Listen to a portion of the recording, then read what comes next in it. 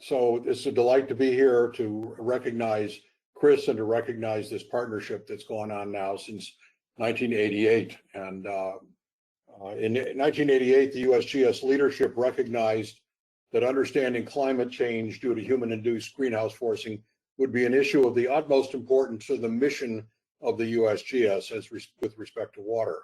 My predecessor in leadership of the USGS Hydrologic National Research Program, Dr. Marshall Moss, saw the need to improve the representation of the linkage of land surface hydrology to the atmosphere in general circulation models. The USGS needed a top-notch hydrologist with a strong theoretical background to work as an integral part of a leading GCM team. The concept worked better than any of us could have imagined. The USGS hydrologist we selected was Chris Milley, and the partnership was with NOAA Geophysical Fluid Dynamics Lab in Princeton. The partners at GFDL included Suki Manabe, obviously one of the pioneers of numerical modeling of global climate systems, and Jerry Malman, who was the head of the modeling group at that time. The task was to find a way to fully link the land surface with the atmosphere in the models of the late 1980s in a way that utilized the best representations of evapotranspiration, infiltration, soil and groundwater storage, and runoff in these global models. That decision over 30 years ago has paid enormous dividends to the advancement of GCMs and the role of the USGS in global change science. So could you go to the next slide, please? So the benefit, and you click twice more, I think. Yeah, thank you. The benefits are really in two directions as we saw them and continue to see them. To help the GCM modeling community with a better representation of land surface hydrology. And the second is to inform USGS scientists and leadership about how best to bring global change science into our water programs. And I'm going to really speak primarily about the latter of those because I served from 1989 until 2008 in a couple of different leadership positions in the survey, in which this was extremely important. And Chris was really the person who helped educate all of us in leadership as to where the science was and what were the important questions and issues and how we should respond in our own programs at the USGS to these issues. Next slide. A major theme of that Chris developed was that the decoupling of land surface from the atmosphere can lead to serious errors. The next slide. And click again and again. So this is one of the several papers that deal with this topic, hydrologic adjustment of climate model projections, the potential pitfall of a potential evapotranspiration. We don't need to get into the details of what's shown in this figure.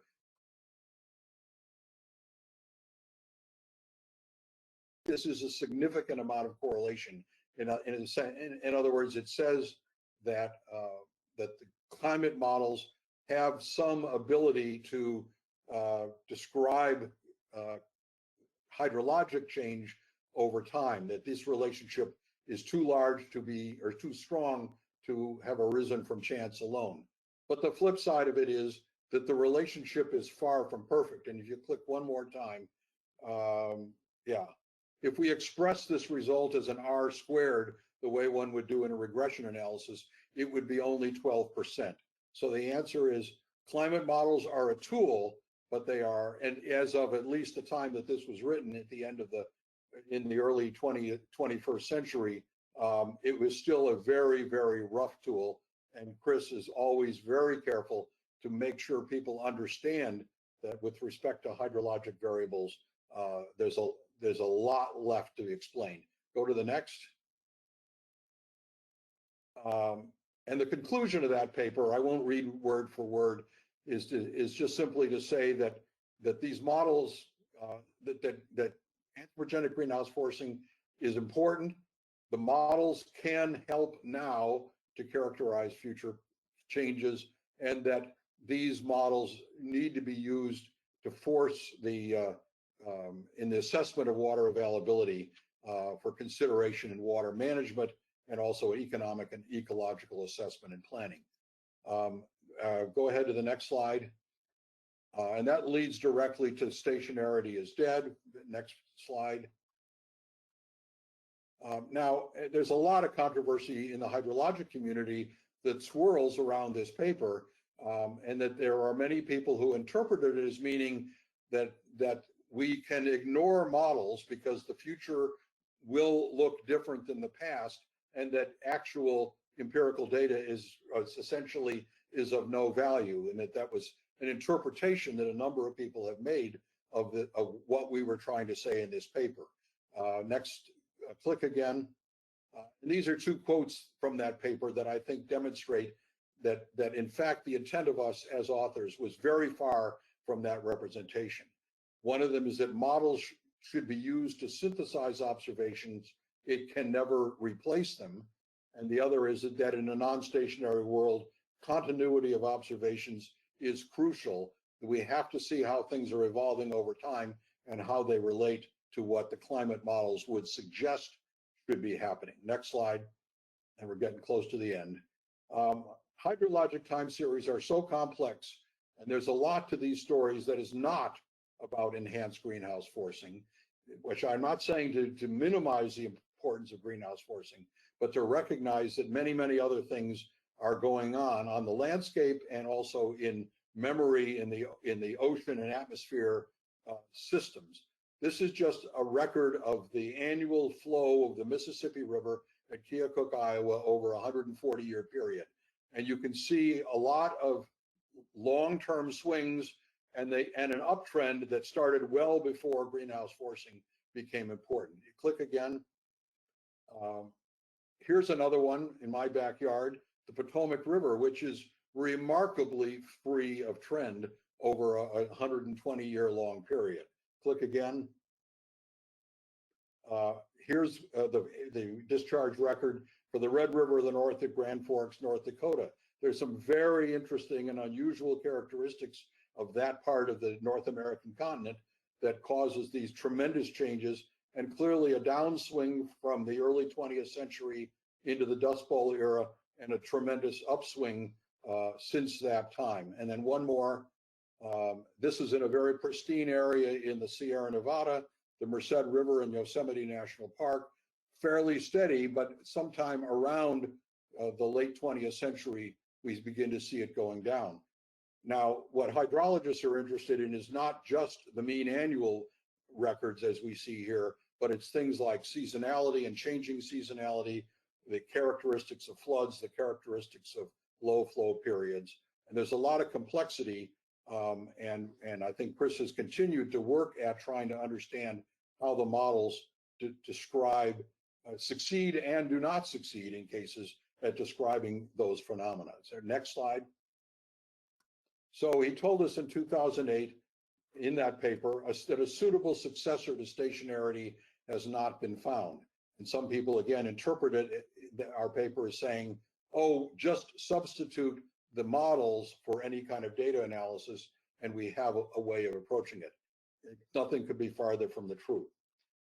But his work helps to provide a roadmap to the successor to the stationarity approach. Next slide. So here's a scientist who told us that water resources may not prove to be as vast as we would like to think they are. And that's John Wesley Powell, the second director of the USGS from 1881 to 1894. And he particularly interested in the waters of the Colorado River and the Western United States, and really instituted the beginnings of systematic measurement of stream flow. Click again. And Powell said, you know, with respect to water, he told us we needed to measure it and do research to better understand it. Now click again. And here's his descendant, I would argue, Chris Milley, who, while not involved directly in the measurement, did do the research and worked on the understanding. And in his final talk to his USGS colleagues, really stressed the importance of investigator-driven research to identify the issues and to better understand them. Next slide. So has the partnership been a success? From a USGS perspective, an emphatic yes. And Chris, we thank you for your curiosity and your drive and the excellence and in the output that you achieved. Thank you for your attention.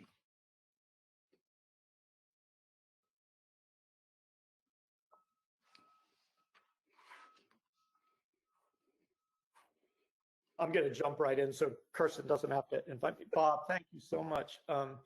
You've hit on a lot of points that are really important to me. I just want to take a moment to say that, you mentioned Marshall Moss negotiating, getting this thing underway. He dumped it in your lap, I guess, soon thereafter. And you just supported it all the way through. I had good talks with you about these issues, and I'm just so grateful for your style of leadership in the water area in USGS, and for that of others historically. And my gosh, that's a little bit of, what do you call it, hyperbole to compare me to John Wesley Powell, but I'm honored. Thank you. I did go down the Colorado River, but I didn't manage it myself.